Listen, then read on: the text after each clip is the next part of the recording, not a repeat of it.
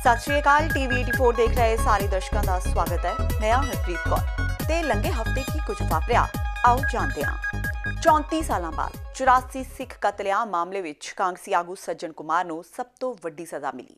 इस हफ्ते Delhi high court ने 1984 सिख कतलेआम केस विच कांग्रेसी लीडर सज्जन कुमार नूं दोषी करार दिंदिआं उम्र कैद की सज़ा सुनाई। सज्जन कुमार दे नाल-नाल अदालत ने कैप्टन भागमल, गिरधारी लाल ते साबका कांग्रेसी कौंसलर बलवान खोखर नूं भी उम्र कैद की सज़ा सुनाई।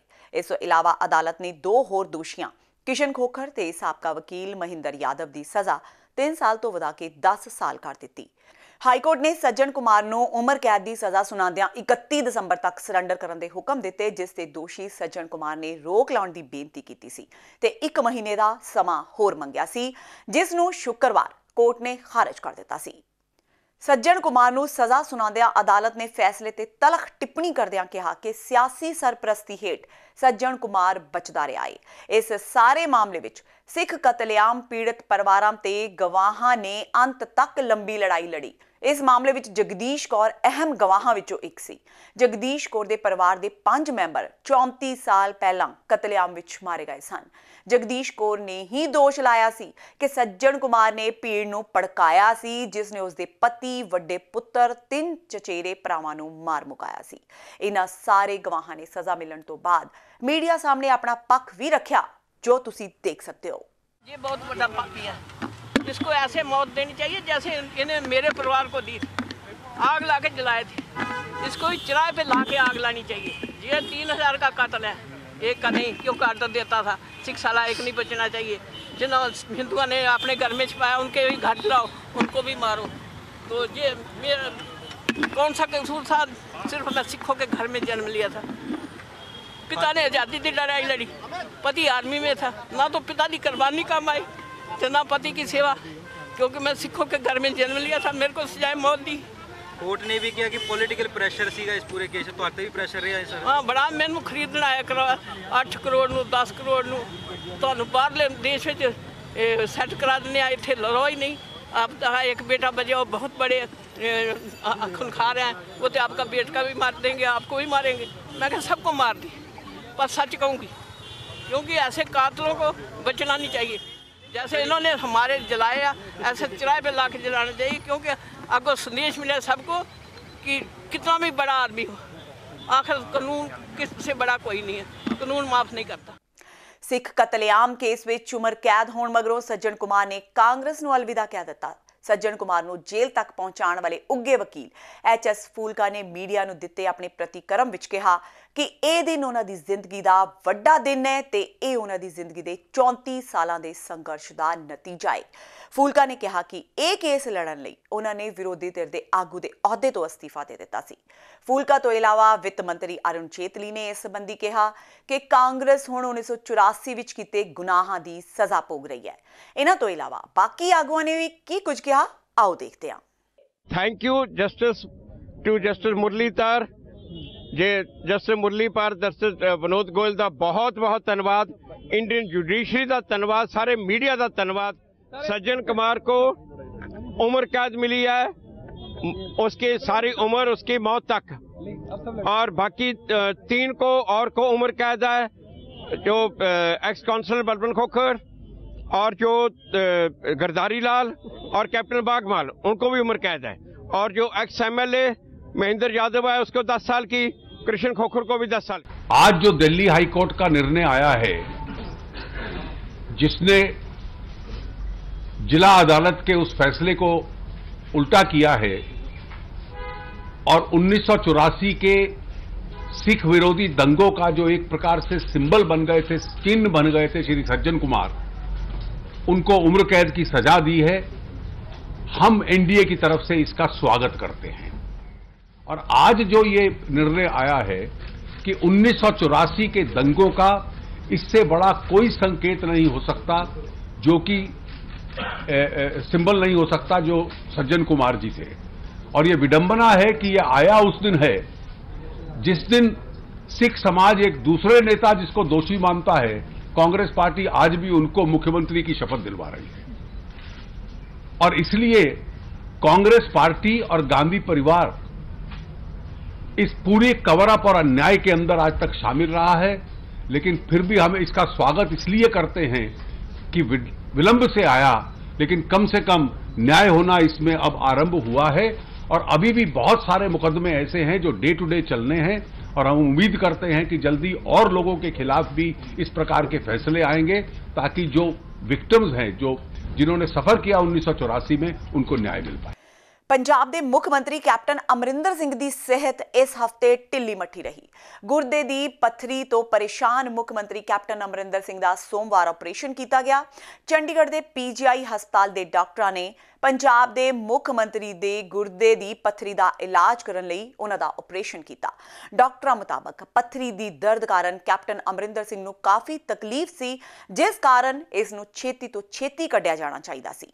ਡਾਕਟਰਾਂ ਦੀ ਟੀਮ ਨੇ 40 ਮਿੰਟ ਲੰਬੇ ਆਪਰੇਸ਼ਨ ਤੋਂ ਬਾਅਦ ਇਹ ਪੱਥਰੀ ਕੱਢੀ। 76 ਸਾਲਾ ਕੈਪਟਨ ਨੂੰ ਐਤਵਾਰ ਸ਼ਾਮ ਪੀਜੀਆਈ ਦਾਖਲ ਕਰਵਾਇਆ ਗਿਆ ਸੀ। ਦੱਸ ਦਈਏ ਕਿ ਇਸ ਤੋਂ ਪਹਿਲਾਂ ਵੀ 9 ਦਸੰਬਰ ਨੂੰ ਮੁੱਖ ਮੰਤਰੀ ਨੂੰ ਵਾਇਰਲ ਬੁਖਾਰ ਹੋਣ ਕਰਕੇ ਪੀਜੀਆਈ ਦਾਖਲ ਕਰਵਾਇਆ ਗਿਆ ਸੀ। ਸਾਬਕਾ ਮੁੱਖ ਮੰਤਰੀ ਪ੍ਰਕਾਸ਼ ਸਿੰਘ ਬਾਦਲ ਦੇ ਖਾਸਮ ਖਾਸ ਦਿਆਲ ਸਿੰਘ ਕੋਲਿਆਂਵਾਲੀ ਨੂੰ ਮੋਹਾਲੀ ਦੀ ਅਦਾਲਤ ਨੇ 14 ਦਿਨਾਂ ਦੀ ਨਿਆਇਕ ਹਿਰਾਸਤ ਤੇ ਜੇਲ੍ਹ ਭੇਜ ਦਿੱਤਾ। ਇਸ ਤੋਂ ਪਹਿਲਾਂ ਇਸ ਹਫਤੇ ਵਿਜੀਲੈਂਸ ਪੁਲਿਸ ਨੇ ਕੋਲਿਆਂਵਾਲੀ ਨੂੰ 4 ਦਿਨ ਲਈ ਰੜਕਿਆ। ਅਦਾਲਤ ਨੇ ਕੋਲਿਆਂਵਾਲੀ ਨੂੰ ਪਹਿਲਾਂ ਸੋਮਵਾਰ ਨੂੰ 3 ਦਿਨ ਦੇ ਪੁਲਿਸ ਰਿਮਾਂਡ ਤੇ ਭੇਜਿਆ ਤੇ ਮੁੜ 1 ਦਿਨ ਲਈ ਹੋਰ ਪੁਲਿਸ ਨੂੰ ਰਿਮਾਂਡ ਤੇ ਦਿੱਤਾ। ਦੱਸ ਦਈਏ ਕਿ ਕੋਲਿਆਂਵਾਲੀ ਤੇ ਆਮਦਨ ਤੋਂ ਵੱਧ ਜਾਇਦਾਦ ਬਣਾਉਣ ਦੇ ਦੋਸ਼ ਲੱਗੇ ਨੇ ਤੇ ਉਹ ਲੰਮੇ ਸਮੇਂ ਤੋਂ ਲੁਕੇ ਹੋਏ ਸਨ, ਪਰ ਮੁੜ ਸੁਪਰੀਮ ਕੋਰਟ ਦੇ ਹੁਕਮਾਂ ਤੋਂ ਬਾਅਦ ਬੀਤੇ ਦਿਨੀ ਮੋਹਾਲੀ ਦੀ ਅਦਾਲਤ ਵਿੱਚ ਉਹਨਾਂ ਨੇ ਆਤਮ ਸਮਰਪਣ ਕਰ ਦਿੱਤਾ ਸੀ।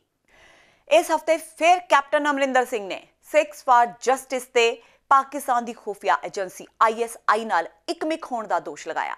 ਕੈਪਟਨ ਦਾ ਇਹ ਬਿਆਨ SFJ ਵੱਲੋਂ ਪਾਕਿਸਤਾਨ ਤੋਂ ਪੰਜਾਬ ਨੂੰ ਆਜ਼ਾਦ ਕਰਵਾਉਣ ਲਈ ਰੈਫਰੈਂਡਮ 2020 ਕਰਵਾਉਣ ਵਿੱਚ ਮਦਦ ਮੰਗਣ ਮਗਰੋਂ ਆਇਆ। ਦੱਸ ਦਈਏ ਕਿ SFJ ਨੇ ਐਲਾਨ ਕੀਤਾ ਸੀ ਕਿ ਉਹ ਪਾਕਿਸਤਾਨ ਵਿੱਚ ਗੁਰੂ ਨਾਨਕ ਦੇਵ ਜੀ ਦੇ 550ਵੇਂ ਪ੍ਰਕਾਸ਼ ਪੁਰਬ ਮੌਕੇ ਕਰਤਾਰਪੁਰ ਸਾਹਿਬ ਕਨਵੈਨਸ਼ਨ 2019 ਕਰਵਾਉਣਗੇ। SFJ ਦੀ ਪਾਕਿਸਤਾਨ ਨੂੰ ਕੀਤੀ ਅਰਜ਼ੋਈ ਤੋਂ ਬਾਅਦ ਕੈਪਟਨ ਅਮਰਿੰਦਰ ਸਿੰਘ ਨੇ ਪਾਕਿਸਤਾਨ ਦੇ ਪ੍ਰਧਾਨ ਮੰਤਰੀ ਇਮਰਾਨ ਖਾਨ ਨੂੰ ਕਰੜੇ ਹੱਥੀ ਲਿਆ। ਕੈਪਟਨ ਨੇ ਟਵੀਟ ਕਰ ਕਿਹਾ ਕਿ ਜੇਕਰ ਇਮਰਾਨ ਖਾਨ ਭਾਰਤ ਨਾਲ ਸ਼ਾਂਤੀ ਚਾਹੁੰਦੇ ਨੇ ਤਾਂ ਅਜਿਹੀਆਂ ਕਾਰਵਾਈਆਂ ਨੂੰ ਰੋਕਿਆ ਜਾਵੇ। ਕੈਪਟਨ ਨੇ ਇੱਕ ਵਾਰ ਫਿਰ ਕਰਤਾਰਪੁਰ ਸਾਹਿਬ ਲਾਂਘੇ ਪਿੱਛੇ ISI ਦੇ ਖਤਰਨਾਕ ਮਨਸੂਬੇ ਹੋਣ ਦੀ ਗੱਲ ਦੁਹਰਾਈ।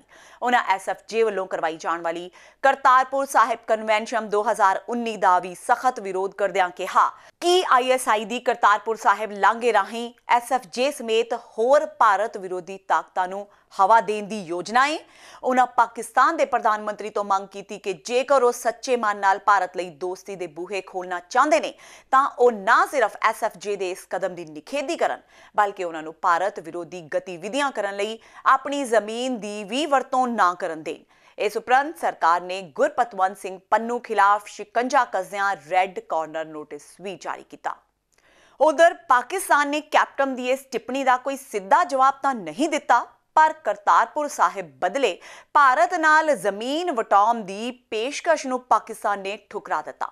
ਪਾਕਿਸਤਾਨ ਦੇ ਵਿਦੇਸ਼ ਮੰਤਰਾਲੇ ਦੇ ਬੁਲਾਰੇ ਡਾਕਟਰ ਮੁਹੰਮਦ ਫੈਜ਼ਲ ਨੇ ਕਿਹਾ ਕਿ ਜ਼ਮੀਨ ਦੀ ਅਦਲਾ ਬਦਲੀ ਕਰਨ ਦਾ ਸਵਾਲ ਹੀ ਪੈਦਾ ਨਹੀਂ ਹੁੰਦਾ। ਡਾਕਟਰ ਫੈਜ਼ਲ ਨੇ ਕਿਹਾ ਕਿ ਪਾਕਿਸਤਾਨ ਨੇ ਮਨੁੱਖਤਾ ਦੇ ਆਧਾਰ ਤੇ ਹੀ ਸਿੱਖ ਸ਼ਰਧਾਲੂਆਂ ਲਈ ਕਰਤਾਰਪੁਰ ਸਾਹਿਬ ਲਾਂਘਾ ਖੋਲ੍ਹਣ ਦਾ ਫੈਸਲਾ ਲਿਆ ਤੇ ਇਸ ਦੇ ਲਈ ਜ਼ਮੀਨ ਦੇ ਕਿਸੇ ਵੀ ਹਿੱਸੇ ਦੀ ਅਦਲਾ ਬਦਲੀ ਨਹੀਂ ਹੋਵੇਗੀ।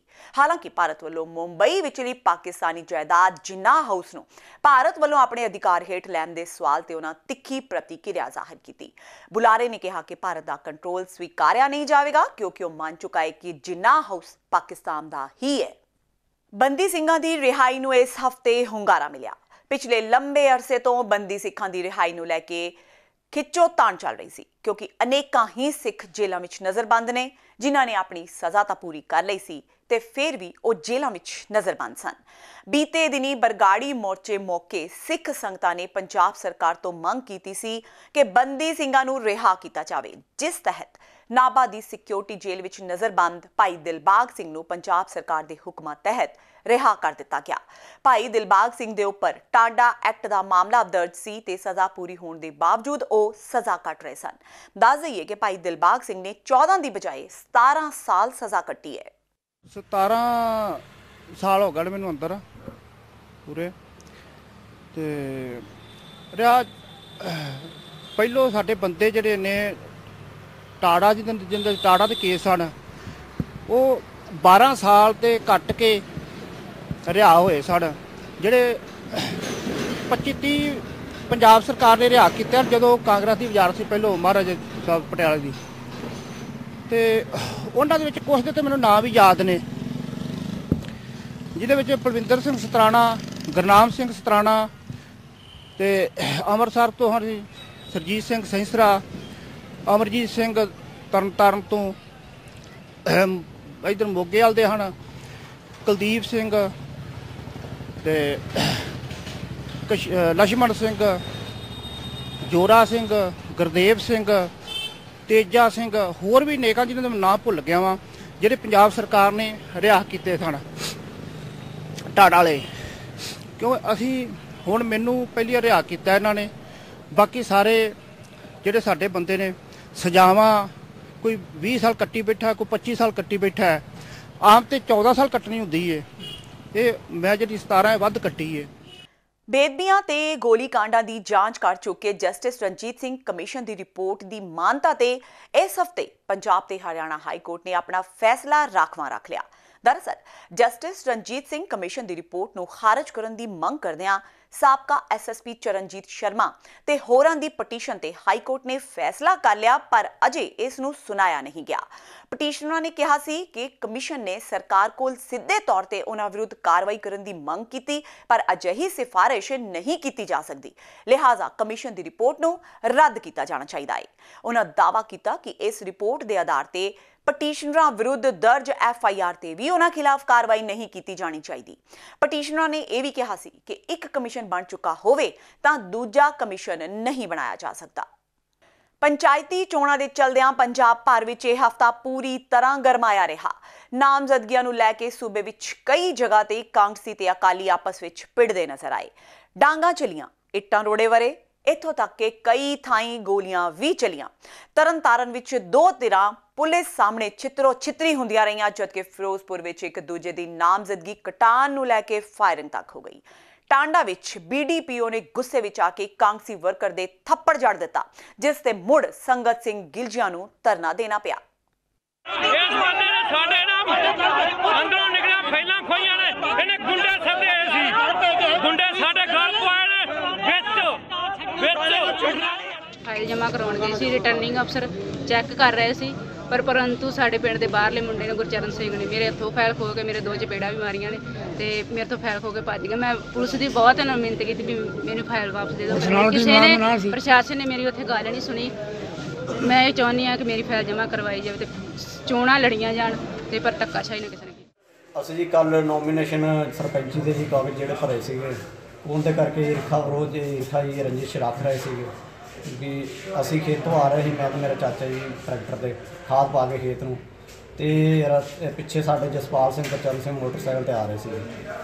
ਇਹ ਫਾਰਮ ਪੋਲਟਰੀ ਫਾਰਮ ਦੇ ਬਰਾਬਰ ਅਸੀਂ ਜਦੋਂ ਇਹਨਾਂ ਦਾ ਉੱਥੇ ਪੋਲਟਰੀ ਫਾਰਮ ਸੀ ਉੱਥੇ ਆਏ ਇਹ ਸਾਰੇ 5 ਜਣੇ ਉੱਥੇ ਹੀ ਸੀਗੇ ਦੂਜੇ ਵੀ ਮੌਜੂਦ ਉੱਥੇ ਹੀ ਸੀਗੇ। ਇਹਨਾਂ ਕਿਹਾ ਫਾਲੋ ਇਹਨਾਂ ਨੂੰ ਜਾਣ ਨਹੀਂ ਦੇਣਾ ਲਿਆਓ ਡਾਂਗਾ ਫੜੋ। ਅਸੀਂ ਭਜਾਲ ਕੇ ਟਰੈਕਟਰ ਅਤੇ ਅਸੀਂ ਟਰੈਕਟਰ ਭਜਾ ਕੇ ਚਾਚੇ ਦੇ ਪਹਿਲੋਂ ਚਾਚੇ ਮੇਰੇ ਦਾ ਘਰ ਆਉਂਦਾ ਜੀ ਉੱਥੇ ਰੁਕ ਗਈਆਂ ਸੀ ਟਰੈਕਟਰ ਹੁੰਦੇ ਤਾਂ ਘਰੇ ਵਾੜ ਲਿਆ ਅੱਗੇ ਗਾਂਹ ਜਾ ਕੇ ਸਾਡਾ ਘਰ ਅਤੇ ਜਦੋਂ ਅਸੀਂ ਖੜ੍ਹੇ ਹਾਂ ਜੇ ਰੁਕੇ ਹਾਂ ਟਰੈਕਟਰ ਡੱਕ ਕੇ ਇਹ ਸਾਰੇ ਜਣੇ ਜੀ ਆ ਕੇ ਸਾਡੇ ਨਾਲ ਮਾਰੋ ਇਹਨਾਂ ਨੂੰ ਜਾਣ ਨਹੀਂ ਦਿਆ ਜੇ ਅਤੇ ਚਾਚਾ ਮੇਰਾ ਭੱਜ ਕੇ ਉਹਦੇ ਕਮਰੇ 'ਚ ਵੜ ਗਿਆ ਜੀ ਲੋਕ ਮੈਂ ਆਪਣੇ ਘਰ ਨੂੰ ਭੱਜ ਉੱਠਿਆ ਜੀ ਉਦੋਂ ਸਿੱਧਾ ਅਤੇ ਇਹਨਾਂ ਮੈਂ ਫਾਇਰਿੰਗ ਸ਼ੁਰੂ ਕਰਤੀ ਜੀ। ਜਿਹੜਾ ਅੱਜ ਦੀ ਇਨਫੋਰਮੇਸ਼ਨ ਜਿਹੜੀ ਆਈ ਹੈ ਉਹ ਹੈ ਪਰਮਜੀਤ ਪੁੱਤਰ ਕਰਤਾਰ ਸਿੰਘ ਹੈ ਪਿੰਡ ਜਨੇੜ ਦਾ। ਇਹ ਆਪਣੀ ਜ਼ਮੀਨ ਤੋਂ ਟਰੈਕਟਰ ਲੈ ਕੇ ਆ ਰਿਹਾ ਸੀਗਾ ਕੋਈ ਰਾਹ ਦੇ ਉੱਤੇ ਰਾਹ ਦੇਣ ਦਾ ਇਹਦੇ ਜਿਹੜੇ ਸ਼ਰੀਕੇ 'ਚ ਹੋਈਆਂ ਚਾਚੇ ਤਾਏ ਬਗੀਚਾ ਪਾਰਟੀ ਉਹਨਾਂ ਨਾਲ ਇਹਦਾ ਝਗੜਾ ਹੋਇਆ। ਝਗੜੇ ਦੇ ਵਿੱਚ ਉੱਥੋਂ ਹੀ ਅੱਗੇ ਖਹਿਬਾਜੀ ਤੋਂ ਇਹਨਾਂ ਦੇ ਫਾਇਰ ਵਗੈਰਾ ਚਲਾਏ ਤੇ ਇਹ ਲੜੇ ਨੇ।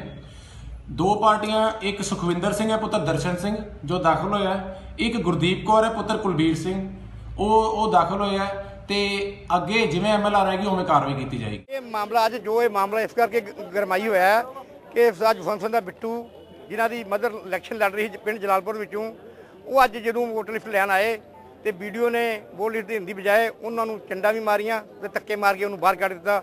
ਉਸ ਤੋਂ ਬਾਅਦ ਫਿਰ ਇਹ ਪਿੰਡ ਵਾਸੀ ਉਹ ਇਲਾਕਾ ਵਾਸੀ ਇਹ ਇਕੱਠੇ ਹੋਏ ਨੇ। ਇਕੱਠੇ ਹੋ ਕੇ ਇਹ ਇਨਸਾਫ ਦੀ ਮੰਗ ਕਰਦੇ ਨੇ ਕਿ ਜਿਹੜਾ ਕਿ ਵੀਡੀਓ ਨੇ ਥੱਪੜ ਮਾਰਿਆ ਉਹਦੇ ਤੇ ਕਾਨੂੰਨੀ ਕਾਰਵਾਈ ਕੀਤੀ ਜਾਵੇ ਉਹਦੇ ਤੇ ਪਰਚਾ ਕੀਤਾ ਜਾਵੇ ਔਰ ਜਿਹੜੀਆਂ ਵੋਟਾਂ ਕੱਟ ਕੇ ਦੂਜਿਆਂ ਪਿੰਡਾਂ 'ਚ ਪਾਤੀਆਂ ਨੇ, ਕੋਈ ਦੂਜੀਆਂ ਵਾਟਾਂ 'ਚ ਪਾਤੀਆਂ ਨੇ। ਇੰਨਾ ਧੱਕਾ ਕਦੇ ਵੀ ਅੱਜ ਤੱਕ ਅਕਾਲੀ ਸਰਕਾਰ 'ਚ ਨਹੀਂ ਹੋਇਆ ਜਿੰਨਾ ਕਿ ਅਕਾਲੀ ਸਰਪੰਚਾਂ ਨੇ ਇੰਨਾ ਧੱਕਾ ਹੋ ਰਿਹਾ। इस हफ्ते अकालियां ने कैप्टन सरकार ते प्रशासन ते धक्केशाहियां दे आरोप लगाए। हफ्ते दे अंत विच अकाली दल ने कैप्टन सरकार दे खिलाफ सड़कां ते प्रदर्शन कीता ते पुतले फूके। अकालियां ने कहा कि कांग्रेस सरकार लोकतंत्र दा घाण करन ते उतर आई है ते कांग्रेस दी बौखलाहट साफ तौर ते इन्हां चोणां विच देखी जा सकदी है। लोगों को क्यों आना पिया? अज इलैक्शन के दिन ने, लोगों ने जाके इलैक्शन लड़नी चाहिए है। लोग इत्थे धरने ते क्यों बैठे ने? लोगों को कागज पहला भर नहीं दिते हैं, फिर जोड़े भरे वो कैंसल करते। जिथे बड़िया जमीनां सी, जिथे बड़े पिंड सी, वो सारे इन्होंने कागज कैंसल करके लोगों को इत्थे बिठाता। सो इत्थों पता लगता है कि सरकार की कारगुजारी किदां दी है। तुसीं दसो भी जे एक पिंड दे विच 4 लोगों ने कागज भरे होण, 4 दे 4 कैंसल हो गए कि 4 दे 4 ने गलत भरे ने? असी पहला इन्होंने वार्निंग दी सी कि सानू पता है कि तुसीं कागज कैंसल करोगे। सानू DC साहब ने, SDM साहब ने विश्वास दिवाया सी कि कोई जाति नहीं होंदी, असी सारा कुछ ठीक करांगे, मैरिट दे उत्ते काम करांगे। असी इन्हां ते विश्वास करके इन्हां ने कल लिस्टां लाउणियां सी, कल लिस्टां लाइयां, रात सारी रात बैठ के कि किहड़े ते की एलीगेशन लाइए, किवें कैंसल करिए। इन्हां कोई जगह नहीं सी लभ रही कि कागज कैंसल किवें करिए। सो सारी रात ला के हुण की 11 बज गए, 11 बजे तक भी इन्हां तो लिस्टां नहीं लगियां हन। इहदा की कारण है? ਅਸੀਂ ਸ਼੍ਰੋਮਣੀ ਅਕਾਲੀ ਦਲ ਦੇ ਵਰਕਰਾਂ ਦੇ ਨਾਲ ਖੜੇ ਹਾਂ। ਸਾਥ ਸੁਖਬੀਰ ਸਿੰਘ ਬਾਦਲ ਪ੍ਰਧਾਨ ਸ਼੍ਰੋਮਣੀ ਅਕਾਲੀ ਦਲ ਨੂੰ ਵੀ ਇੱਥੇ ਆਉਣਾ ਪਿਆ, ਉਹ ਵੀ ਆਊਗਾ। ਸੋ ਮੈਂ ਅੱਜ ਵੀ ਪ੍ਰਸ਼ਾਸਨ ਨੂੰ ਚੇਤਾਵਨੀ ਦਿੰਦਾ, ਡਿਪਟੀ ਕਮਿਸ਼ਨਰ ਸਾਹਿਬ ਦੇ ਜਰੀਏ ਪੰਜਾਬ ਸਰਕਾਰ ਨੂੰ ਚੇਤਾਵਨੀ ਦਿੰਦਾ ਕਿ ਤੁਸੀਂ ਜਿਹੜੇ ਰੱਦ ਹੋਏ ਨੇ ਕਾਗਜ਼ ਠੀਕ ਕੀਤੇ ਜਾਣ ਫੌਰੀ ਤੌਰ ਦੇ ਉੱਤੇ। ਲੋਕਾਂ ਨੂੰ ਚੋਣ ਦੇ ਵਿੱਚ ਪਾਰਟਿਸਿਪੇਟ ਕਰਨ ਦਾ ਹੱਕ ਆ। ਹੁਣ ਮੈਂਬਰ ਸਮੇਤ ਸਾਰੇ ਸਰਪੰਚਾਂ ਦੇ ਕਾਗਜ਼ ਐਡੇ ਵੱਡੇ ਪੱਧਰ ਤੇ ਰੱਦ ਕੀਤੇ। ਤੁਸੀਂ ਦੇਖੋ ਤਾਂ ਸਹੀ, ਭੁੰਦਰਹੜੀ ਬਲਾਕ 'ਚ ਇਹਨਾਂ ਨੂੰ ਪੁੱਛੋ ਤਾਂ ਸਹੀ ਵੀ ਕਿੰਨੇ ਲੋਕਾਂ ਦੇ ਕਾਗਜ਼ ਸਹੀ ਪਾਏ ਗਏ ਨੇ। ਸਾਰੇ ਰੱਦ ਕਰਤੇ। ਸਨੌਰ ਬਲਾਕ ਦੇ ਵਿੱਚ ਰਾਤ ਤੱਕ ਲਿਸਟਾਂ ਨਹੀਂ ਲਾ ਰਹੇ ਸੀ। ਕੁਦਰਤੀ ਮੈਂ ਮੌਕੇ ਤੇ ਜਦੋਂ ਪਹੁੰਚਿਆ ਤੇ ਫਿਰ ਮੌਕੇ ਤੇ ਇਹਨਾਂ ਨੂੰ ਲਿਸਟਾਂ ਲਾਉਣੀਆਂ ਪਈਆਂ। ਸੋ ਇਹ ਜੇ ਮੈਨੂੰ ਤਾਂ ਬਾਕੀ ਪੰਜਾਬ ਦਾ ਹਾਲ ਤੁਸੀਂ ਤੁਹਾਡੇ ਸਾਹਮਣੇ ਆ ਵੀ ਕੀ ਹੋਊਗਾ ਜੇ ਇਸ ਹਲਕੇ ਦਾ, ਇਸ ਜ਼ਿਲ੍ਹੇ ਦਾ ਹਾਲ ਇਹ ਆ ਤਾਂ ਬਾਕੀ ਪੰਜਾਬ ਦਾ ਕੀ ਹਾਲ ਹੋਊਗਾ। ਲੋਕਾਂ ਦੇ ਘਰਾਂ ਦੇ ਵਿੱਚ ਪੁਲਿਸ ਦੀ ਸ਼ਹਿ ਦੇ ਉੱਤੇ ਗੁੰਡੇ ਵੜ ਰਹੇ ਨੇ, ਉਹਨਾਂ ਦੇ ਘਰਾਂ ਦੇ ਉੱਤੇ ਅਟੈਕ ਕਰ ਰਹੇ ਨੇ। ਪਰ ਪ੍ਰਸ਼ਾਸਨ ਦੇ ਕੋਲੇ ਜਾਈਦਾ, ਪ੍ਰਸ਼ਾਸਨ ਦੇ ਸੀਨੀਅਰ ਅਧਿਕਾਰੀ ਕਹਿੰਦੇ ਨੇ ਵੀ ਅਸੀਂ ਮਜਬੂਰ ਆ। ਕਿੱਥੋਂ ਮਜਬੂਰ ਆ? ਫਿਰ ਉਹਨਾਂ ਮੈਂ ਸਮਝਦਾ ਇਹ ਦਫ਼ਤਰਾਂ ਦਾ, ਇਹਨਾਂ ਸਕੱਤਰੇਤਾਂ ਦਾ ਫਾਇਦਾ ਕੀ? ਇੰਨੀਆਂ ਵੱਡੀਆਂ ਵੱਡੀਆਂ ਤਨਖਾਹਾਂ ਇਹ ਲੋਕ ਲੈਂਦੇ ਨੇ, ਇਹਨਾਂ ਦਾ ਫਾਇਦਾ ਕੀ ਜੇ ਮਜਬੂਰ ਹੀ ਨੇ? ਨਾ ਮਜਬੂਰ ਪ੍ਰਸ਼ਾਸਨ ਤੇ ਨਾ ਮਜਬੂਰ ਸਰਕਾਰ ਮੈਂ ਸਮਝਦਾ ਲੋਕਾਂ ਦਾ ਕੋਈ ਭਲਾ ਕਰ ਸਕਦੀ ਆ। ਇਹ ਪੰਚਾਇਤੀ ਰਾਜ ਇੰਸਟੀਟਿਊਸ਼ਨ, ਮੇਰੀ ਬੇਨਤੀ ਆ ਇੱਕ ਵਾਰੀ ਫੇਰ ਪ੍ਰਸ਼ਾਸਨ ਨੂੰ ਤੇ ਪੰਜਾਬ ਸਰਕਾਰ ਨੂੰ, ਬੜੀਆਂ ਚੋਣਾਂ ਆਉਣੀਆਂ, ਪਾਰਲੀਮੈਂਟ ਦੀਆਂ ਚੋਣਾਂ, MLA ਦੀਆਂ ਚੋਣਾਂ, MC ਦੀਆਂ ਚੋਣਾਂ, ਜ਼ਿਲ੍ਹਾ ਪ੍ਰੀਸ਼ਦ ਦੀਆਂ ਚੋਣਾਂ, ਤੁਸੀਂ ਜੀ ਸਦਕੇ ਲੜੋ। ਘੱਟੋ ਘੱਟ ਇਹ ਚੋਣ ਤਾਂ ਪਿੰਡਾਂ ਦੇ ਲੋਕਾਂ ਨੂੰ ਕਰ ਲੈਣ ਦਿਓ। पंजाब दी सियासत दी गर्मी इस हफ्ते लोक सभा दे बाहर भी नजर आई। फतेहगढ़ साहिब लोक सभा हल्के दे लोग अपने संसद मैंबर हरिंदर सिंह खालसा नूं लभदे होए दिल्ली तक पहुंच गए। संसद दे बाहर फतेहगढ़ साहिब दे लोग हत्थां विच तख्तियां फड़ अपने संसद मैंबर नूं लभदे नजर आए। लोकां दा कहना सी कि उन्हां दे संसद मैंबर चोणां तो बाद कदे भी अपने लोक सभा हल्के विच नजर नहीं आए ते ओह लंबे समय तो उन्हां नूं लभ रहे ने। लोकां ने दावा कीता कि जो भी उन्होंने MP ਨੂੰ ਲੱਭ ਕੇ ਲਿਆਵੇਗਾ ਉਸ ਨੂੰ 1 ਲੱਖ ਰੁਪਏ ਦਾ ਇਨਾਮ ਦਿੱਤਾ ਜਾਵੇਗਾ। ਸਾਡੇ ਲੋਕ ਸਭਾ ਫਤਿਹਗੜ੍ਹ ਸਾਹਿਬ ਹਲਕੇ ਦੇ ਮੈਂਬਰ ਪਾਰਲੀਮੈਂਟ ਸ੍ਰੀ ਹਰਿੰਦਰ ਸਿੰਘ ਖਾਲਸਾ ਜੀ, ਜਿਨ੍ਹਾਂ ਨੂੰ 2014 ਦੇ ਦੌਰਾਨ ਸਾਡੇ ਲੋਕਾਂ ਨੇ, ਸਾਡੇ ਫਤਿਹਗੜ੍ਹ ਸਾਹਿਬ ਹਲਕੇ ਦੇ ਲੋਕਾਂ ਨੇ ਇਤਬਾਰ ਕਰਕੇ MP ਬਣਾਇਆ, ਕਿਉਂਕਿ ਉਹਨਾਂ ਦਾ ਨਾਮ ਹੈਗਾ ਹਰਿੰਦਰ ਸਿੰਘ ਖਾਲਸਾ ਜੀ। ਖਾਲਸੇ ਦਾ ਰਾਜ ਧਰਮ ਕੀ ਹੈ? ਲੋਕਾਂ ਦੀਆਂ ਸਮੱਸਿਆਵਾਂ ਹੱਲ ਕਰਨੀਆਂ, ਲੋਕਾਂ ਦੇ ਨਾਲ ਖੜਨਾ, ਅਨਿਆਏ ਦੇ ਖਿਲਾਫ ਲੜਨਾ। ਪਰ ਨਾ ਤਾਂ ਉਹਨਾਂ ਨੇ ਆਪਣੇ ਨਾਮ ਦਾ ਰਾਜ ਧਰਮ ਨਿਭਾਇਆ, ਨਾ ਹੀ ਆਪਣੀ ਪਾਰਟੀ ਦਾ ਰਾਜ ਧਰਮ ਨਿਭਾਇਆ, ਤੇ ਇਲਾਕੇ ਦੇ ਵਿੱਚ 2014 ਤੋਂ ਬਾਅਦ ਕਦੇ ਦਿਖਾਈ ਨਹੀਂ ਦਿੱਤੇ। ਸਾਡੇ 9 ਹਲਕੇ ਨੇ, 22 ਸ਼ਹਿਰ ਨੇ, ਕਿਸੇ ਵੀ ਸ਼ਹਿਰ ਦੇ ਵਿੱਚ ਨਹੀਂ ਆਏ, ਨਾ ਕੋਈ ਧੰਨਵਾਦੀ ਦੌਰਾ ਕੀਤਾ। ਤੇ ਉਸ ਤੋਂ ਬਾਅਦ ਕਿਉਂਕਿ ਪਾਰਲੀਮੈਂਟ ਦਾ ਆਖਰੀ ਸੈਸ਼ਨ ਹੈ, ਇਹਦੇ ਵਿੱਚ ਉਹਨਾਂ ਦਾ ਫਰਜ਼ ਬਣਦਾ ਸੀ ਕੋਈ ਤਾਂ ਮੁੱਦਾ ਚੱਕ ਕੇ ਜਾਂਦੇ ਜਾਣ, ਇਲਾਕੇ ਦੇ ਵਿੱਚ ਕੀ ਮੂੰਹ ਲੈ ਕੇ ਵਾਪਸ ਜਾਣਗੇ। ਪਰ ਅਸੀਂ ਉਹਨਾਂ ਨੂੰ ਦੇਖ ਰਹੇ ਹਾਂ ਕਿ ਅੱਜ ਤੱਕ ਨਾ ਤਾਂ ਉਹਨਾਂ ਨੇ 5 ਸਾਲਾਂ ਦੇ ਦੌਰਾਨ ਕੋਈ ਮੁੱਦਾ ਚੱਕਿਆ, ਨਾ ਹੀ ਹੁਣ ਆਖਰੀ ਸੈਸ਼ਨ ਦੇ ਦੌਰਾਨ ਚੱਕਿਆ। ਇਸ ਲਈ ਅਸੀਂ ਸਾਰੇ ਇਲਾਕੇ ਦੇ 9 ਦੇ 9 ਹਲਕਿਆਂ ਦੇ ਲੋਕ ਇੱਥੇ ਆਏ MP ਸਾਹਿਬ ਨੂੰ ਲੱਭਣ ਕਿ ਸਾਨੂੰ ਸ਼ਾਇਦ ਦਿਖਾਈ ਤਾਂ ਦੇ ਜਾਣ, ਅਸੀਂ ਉਹ ਸਵਾਲ ਪੁੱਛ ਲਈਏ ਉਹਨਾਂ ਤੋਂ, ਕੋਈ ਉਹ ਤਾਂ ਨਹੀਂ ਪੁੱਛਦੇ। ਤੇ ਹੁਣ ਸਾਡੀ ਮੰਗ ਪੂਰੇ ਦੇਸ਼ ਵਾਸੀਆਂ ਤੋਂ ਤੇ ਪੂਰੇ ਪੰਜਾਬ ਵਾਸੀਆਂ ਤੋਂ ਇਹ ਹੈ ਕਿ MP ਸਾਹਿਬ ਜਿੱਥੇ ਕਿੱਥੇ ਮਿਲਦੇ ਹੈ ਤਾਂ ਜੋ ਵੀ ਉਹਨਾਂ ਨੂੰ ਪੂਰੇ ਸਾਡੇ ਹਲਕੇ ਦੇ ਵਿੱਚ ਲੈ ਕੇ ਆਊਗਾ, 9 ਹਲਕਿਆਂ ਦੇ ਵਿੱਚ ਲੈ ਕੇ ਆਊਗਾ, ਅਸੀਂ ਉਹਨਾਂ ਨੂੰ ਜਿਹੜਾ ਵਾਜਬ ਇਨਾਮ ਦੇਵਾਂਗੇ। बरगाड़ी इंसाफ मोर्चे के लीडर इस हफ्ते 2 फाड़ हो गए। ਮੁਤਵਾਜ਼ੀ ਜਥੇਦਾਰ ਭਾਈ ਬਲਜੀਤ ਸਿੰਘ ਦਾਦੂਵਾਲ ਨੇ ਇਨਸਾਫ ਮੋਰਚਾ ਜਾਰੀ ਰੱਖਣ ਦਾ ਐਲਾਨ ਕਰਦਿਆਂ 8 ਜਨਵਰੀ ਨੂੰ ਪਿੰਡ ਰਣਸੀ ਕਲਾਂ ਵਿੱਚ ਪੰਥਕ ਕਨਵੈਨਸ਼ਨ ਬੁਲਾਉਣ ਦਾ ਐਲਾਨ ਕੀਤਾ। ਦਾਦੂਵਾਲ ਨੇ ਮੰਗਲਵਾਰ ਨੂੰ ਬਰਗਾੜੀ ਦੇ ਗੁਰਦੁਆਰੇ ਵਿੱਚ ਵਿਸ਼ੇਸ਼ ਇਕੱਠ ਦੌਰਾਨ ਜਥੇਦਾਰ ਭਾਈ ਧਿਆਨ ਸਿੰਘ ਮੰਡ ਖਿਲਾਫ ਵੀ ਖੂਬ ਪੜਾਸ ਕੱਢੀ। ਜਥੇਦਾਰ ਦਾਦੂਵਾਲ ਨੇ ਕਿਹਾ ਕਿ ਬਰਗਾੜੀ ਮੋਰਚੇ ਜਿੰਨਾ ਕਾਮਯਾਬ ਮੋਰਚਾ ਉਹਨਾਂ ਆਪਣੀ ਜ਼ਿੰਦਗੀ ਵਿੱਚ ਨਹੀਂ ਦੇਖਿਆ। ਦਾਦੂਵਾਲ ਨੇ ਕਿਹਾ ਕਿ ਜੇਕਰ ਇਨਸਾਫ ਮੋਰਚਾ ਕੁਝ ਸਮਾਂ ਹੋਰ ਰਹਿੰਦਾ ਤਾਂ ਕਈ ਹੋਰ ਮੰਗਾਂ ਮਨਵਾਈਆਂ ਜਾ ਸਕਦੀਆਂ ਸਨ। ਉਹਨਾਂ ਕਿਹਾ ਕਿ ਬਾਦਲਾਂ ਤੇ ਸੁਮੇਧ ਸੈਣੀ ਦੀ ਗ੍ਰਿਫਤਾਰੀ ਮੋਰਚੇ ਦੀ ਸਮਾਪਤੀ ਤੋਂ ਪਹਿਲਾਂ ਹੋਣੀ ਚਾਹੀਦੀ ਸੀ। ਦਾਦੂਵਾਲ ਨੇ ਜਥੇਦਾਰ ਮੰਡ ਤੇ ਇਲਜ਼ਾਮ ਲਗਾਇਆ ਕਿ ਉਹਨਾਂ ਸੰਗਤ ਦੀਆਂ ਭਾਵਨਾਵਾਂ ਨੂੰ ਨਜ਼ਰਅੰਦਾਜ਼ ਕਰ ਤਾਨਾਸ਼ਾਹੀ ਢੰਗ ਨਾਲ ਮੋਰਚਾ ਖਤਮ ਕੀਤਾ ਹੈ।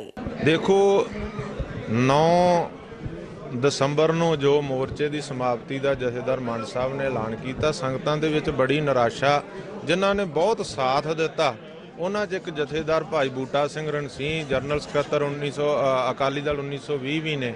ਉਹਨਾਂ ਨੇ ਅੱਜ ਇਸ ਮੋਰਚੇ ਦੀ ਸਮੀਖਿਆ ਲਈ ਸੰਗਤਾਂ ਦੇ ਵਿਚਾਰ ਲੈਣ ਵਾਸਤੇ ਅੱਜ ਇੱਥੇ ਇਕੱਠ ਸੱਦਿਆ ਸੀ। ਬਰਗਾੜੀ ਸਿਰਫ ਮੀਟਿੰਗ, ਭਾਵੇਂ ਸਰਕਾਰ ਨੇ ਬੜੀਆਂ ਪਾਬੰਦੀਆਂ ਲਾਈਆਂ, ਬੜੀਆਂ ਫੋਰਸਾਂ ਲਾਈਆਂ, ਬੜਾ ਡਰ ਦਾ ਸਹਿਮ ਦਾ ਮਾਹੌਲ ਪੈਦਾ ਕੀਤਾ, ਫਿਰ ਵੀ ਸੈਂਕੜੇ ਲੋਕ ਇੱਥੇ ਜਿਹੜੇ ਮੀਟਿੰਗ 'ਚ ਇਸ ਮੋਰਚੇ ਨਾਲ ਜੁੜੇ ਹੋਏ ਸੀ ਉਹ ਇੱਥੇ ਆਏ ਆ। ਮੈਨੂੰ ਵੀ ਉਹਨਾਂ ਨੇ ਇੱਥੇ ਪਹੁੰਚਣ ਦਾ ਸੱਦਾ ਦਿੱਤਾ ਸੀ ਔਰ ਮੈਂ ਵੀ ਇੱਥੇ ਪਹੁੰਚਿਆ ਔਰ ਉਹਨਾਂ ਨੇ ਸਾਰਿਆਂ ਦੇ ਵਿਚਾਰ ਲਏ, ਉਹਨਾਂ ਆਪਣੀ ਡਾਇਰੀ 'ਚ ਨੋਟ ਕੀਤੇ। ਉਹ ਇਸ ਮੋਰਚੇ ਦਾ ਹਿੱਸਾ ਸੀ, ਬੜਾ ਸਤਿਕਾਰਯੋਗ ਹਿੱਸਾ ਸੀ ਭਾਈ ਬੂਟਾ ਸਿੰਘ।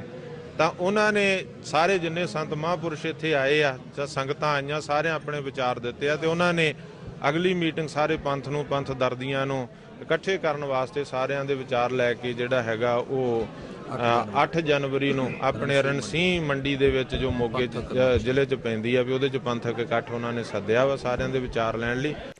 ਹਫ਼ਤੇ ਦੇ ਚੌਥੇ ਦਿਨ ਇੱਕ ਦੁਖਦਾਈ ਖਬਰ ਨੇ ਸਿੱਖ ਜਗਤ ਦੇ ਹਿਰਦੇ ਬਲੂੰਦਰ ਕੇ ਰੱਖ ਦਿੱਤੇ। ਦਰਅਸਲ ਐਮਾਜ਼ਨ ਦੀ ਸਾਈਟ ਤੇ ਦਰਬਾਰ ਸਾਹਿਬ ਦੀ ਤਸਵੀਰ ਲੱਗੀ ਟਾਇਲਟ ਸੀਟ ਦੀ ਵਿਕਰੀ ਦਾ ਇਸ਼ਤਿਹਾਰ ਪਾਇਆ ਗਿਆ, ਜਿਸ ਨੂੰ ਲੈ ਕੇ ਸਿੱਖ ਭਾਈਚਾਰੇ ਵਿੱਚ ਕਾਫੀ ਰੋਸ ਜਤਾਇਆ ਗਿਆ। ਸ਼੍ਰੋਮਣੀ ਕਮੇਟੀ ਵੱਲੋਂ ਇਸ ਇਸ਼ਤਿਹਾਰ ਦਾ ਸਖਤ ਵਿਰੋਧ ਕੀਤਾ ਗਿਆ ਤੇ ਕਮੇਟੀ ਨੇ ਐਮਾਜ਼ਨ ਨੂੰ ਲੀਗਲ ਨੋਟਿਸ ਭੇਜ ਦਿੱਤਾ, ਜਦਕਿ ਸਿੱਖ ਤਾਲਮੇਲ ਕਮੇਟੀ ਦੇ ਮੈਂਬਰਾਂ ਨੇ ਐਮਾਜ਼ਨ ਖਿਲਾਫ ਧਾਰਮਿਕ ਭਾਵਨਾਵਾਂ ਨੂੰ ਠੇਸ ਪਹੁੰਚਾਉਣ ਦੀ ਸ਼ਿਕਾਇਤ ਦਰਜ ਕਰਵਾਈ, ਪਰ ਕੋਈ ਕਾਰਵਾਈ ਨਾ ਹੁੰਦੀ ਦੇਖ ਰੋਸ ਵਜੋਂ ਸਿੱਖ ਸੰਗਤ ਵੱਲੋਂ ਥਾਣੇ ਦਾ ਘਿਰਾਓ ਕੀਤਾ ਗਿਆ ਤੇ ਐਮਾਜ਼ਨ ਦਾ ਦਫ਼ਤਰ ਬੰਦ ਕਰਵਾ ਦਿੱਤਾ ਗਿਆ। ਗੁੱਸਾਏ ਸਿੱਖ ਆਗੂਆਂ ਨੇ ਕਿਹਾ ਕਿ ਐਮਾਜ਼ਨ ਦੀ ਇਸ ਗਲਤੀ ਕਰਕੇ ਸਿੱਖਾਂ ਦੀਆਂ ਭਾਵਨਾਵਾਂ ਨੂੰ ਠੇਸ ਪਹੁੰਚੀ ਹੈ, ਜਿਸ ਨੂੰ ਲੈ ਕੇ ਐਮਾਜ਼ਨ ਖਿਲਾਫ FIR ਦਰਜ ਕੀਤੀ ਜਾਵੇ। ਕੱਲ ਇੱਕ ਫੋਟੋ ਸੋਸ਼ਲ ਮੀਡੀਆ ਤੇ ਵਾਇਰਲ ਹੋਈ ਸੀਗੀ ਜਿਹਦੇ ਟਾਇਲਟ ਦੇ ਉੱਤੇ ਥੱਲੇ ਦਰਬਾਰ ਸਾਹਿਬ ਦੀ ਫੋਟੋ ਬਣਾ ਕੇ ਮੈਟ ਜਿਹਾ ਵਿਛਾਇਆ ਗਿਆ ਸੀਗਾ। ਉਹ ਸਾਡੇ ਸਿੱਖ ਭਾਵਨਾ ਨੂੰ ਭੜਕਾਇਆ ਗਿਆ। ਇਸ ਚੀਜ਼ ਕਰਕੇ ਅਸੀਂ ਐਮਾਜ਼ਨ ਦਫ਼ਤਰ ਇਹਨਾਂ ਆ ਕੇ ਇਹਨਾਂ ਦਫ਼ਤਰ ਬੰਦ ਕਰਾਇਆ ਤੇ ਪੁਲਿਸ ਨੂੰ ਕੰਪਲੇਂਟ ਦਿੱਤੀ ਹੈ ਕਿ ਇਹਨਾਂ ਦੇ ਖਿਲਾਫ ਪਰਚਾ ਦਰਜ ਕਰਕੇ ਸਖਤ ਕਾਰਵਾਈ ਕੀਤੀ ਜਾਵੇ। ਐਮਾਜ਼ਨ ਵਾਲਾ ਮਾਮਲਾ ਇਹ ਹੀ ਵੀ ਜਿਹੜੀ ਫਲਸ਼ ਵਿੱਚ ਸੀਟ ਲੱਗਦੀ ਆ ਉਹ ਤੇ ਉਹਨਾਂ ਦਾ ਫਲੋਰ ਜਿਹੜੀ ਥੱਲੇ ਟੈਲਾਂ ਵਿੱਚ ਹੁੰਦੇ ਆ ਉਹਨਾਂ ਦੇ ਉੱਤੇ ਦਰਬਾਰ ਸਾਹਿਬ ਦੀ ਫੋਟੋ ਛਾਪੀ ਸੀ ਤੇ ਛਾਪ ਕੇ ਤੇ ਨੈੱਟ ਤੇ ਪਾਤੀ ਹੈ। ਨੈੱਟ ਤੇ ਪਾਉਣ ਤੋਂ ਉੱਤੇ ਉਹਨਾਂ ਨੇ ਰੋਸ ਵਜੋਂ ਸਿੱਖ ਭਾਵਨਾ ਦੀ ਉਹਨਾਂ ਨੇ ਇੱਕ ਦਰਖਾਸਤ ਦਿੱਤੀ ਅੱਜ, ਜਿਹਦੀ ਵੈਰੀਫਾਈ ਕਰ ਰਹੇ ਆ ਵੀ ਇਹ ਵਾਕਈ ਇਹਨਾਂ ਲੱਗੀਆਂ ਕਿ ਜਾਂ ਵੈਸੇ ਹੀ ਕਿਸੇ ਨੇ ਸ਼ਰਾਰਤ ਕੀਤੀ ਹੈ। ਇਨਕੁਆਇਰੀ ਕਰਨ ਤੋਂ ਬਾਅਦ ਹੀ ਅਗਲੇ ਕਾਰਵਾਈ ਕਰਨੀ। ਤੇ ਇਹ ਸਨ ਇਸ ਹਫ਼ਤੇ ਦੀਆਂ ਚੋਣਵੀਆਂ ਖਬਰਾਂ। ਇਸ ਦੇ ਨਾਲ ਹੀ ਮੈਨੂੰ ਹਰਪ੍ਰੀਤ ਕੌਰ ਨੂੰ ਦਿਓ ਇਜਾਜ਼ਤ। ਸਤਿ ਸ਼੍ਰੀ ਅਕਾਲ।